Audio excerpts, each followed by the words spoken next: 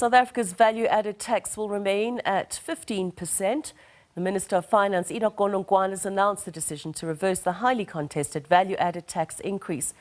Well, in that statement, the National Treasury says the Minister will shortly introduce the rates and monetary amounts and the Amendment of Revenue Laws Bill, which proposes to maintain the VAT rate at 15% from the 1st of May.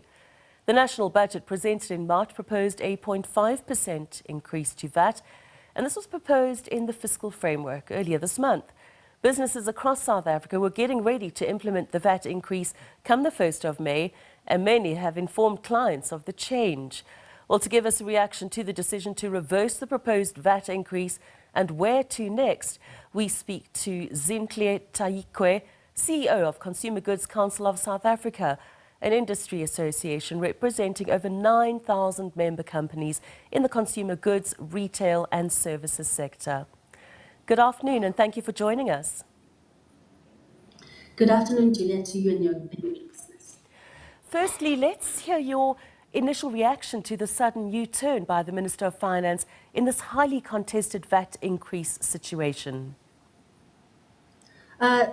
We do welcome it, but with caution, because there's a lot of concerns that we have as an industry because of already the back and forth that we have experienced. There's a lot of legal and legislative issues that still need to be addressed. Because if you remember, Juliet, the 0.5% was approved by Parliament. So there's a bill that still needs to go to Parliament to be approved again to reduce it down to 15%. So by the 1st of May, industry then needs to know whether we're applying 15% or we're applying 15.5, because as things stand currently, it's still 15.5 until the bill is approved by Parliament. So there's these are the concerns and the confusions that as an industry we're experiencing, because government is putting politics instead of policy in front of policy. So these are the concerns that we have as an industry, and we really like to have this clarified as soon as possible, because industry has gone to great lengths to implement the changes, systems issues that you have to implement now, the 15.5,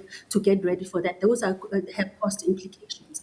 So clarity is sought immediately by the industry, even with the zero rated, now that has been frozen. That is what was going to benefit the poor in our communities. Well, as you said, this affects your members, and can only imagine plans were already in place to factor in that 0.5 percentage point increase in the VAT. What do they have to do in the next few days? So now in the next few days, we have now to reverse the systems changes that have been applied. Remember, there's human resources that have been employed to do the system changes. There's cost implication to that, and also the system change. So now it all has to be reversed. So, for us, the biggest issue here is the ability to get the bill approved, because it's going to be applied retrospectively.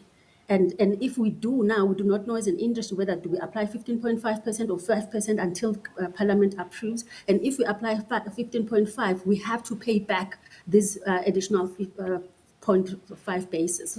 So clarity is really needed as soon as possible. And our real concern is that government sometimes put these legal instruments without really understanding the practicalities and of implementing these decisions. So it's really important that government consults industry, because our sector as retailers and manufacturers play a crucial role in terms of making sure food is available and the pricing of food is accurate. You don't want our consumers not being sure of the price at the point of sale, because that's a huge concern, because there's going to be those discrepancies that are going to happen at the point of sale if the clarity is not provided to the industry. Well, households have been battling the high cost of living, though things have gotten a little better with the lower inflation and then, of course, lower interest rates. Do you think local consumers could have coped with the VAT increase? So, I think, for us as an industry, we really are advocating for the expansion of the zero-rated increase, because with that, that's where you're going to really see, because the food or the items that have been added to that basket And there's more ask items that could have been added as well. But the ones that are already added, there are more healthier options for food, and they are more like improving the lifestyle. And that's what is gonna really improve the food security and availability of food. That more people are gonna have access to zero-rated food that is healthier and has more bigger range. So that is what is really for us Yes. that we want government to really consider to expand the zero-rated products basket. Number one, VAT, yes, VAT is because it applies whether in all across the board, whether is it food or non-food. So that one is for us. It's a tool for Treasury and the fiscals to gain revenue, but to save South Africans from the cost of living and high cost of living. Yes. Expansion of the zero-rated goods is going to be a critical and enabling factor for us. Thank you so much, Zinhle Tyikwe, CEO of the Consumer Goods Council of South Africa.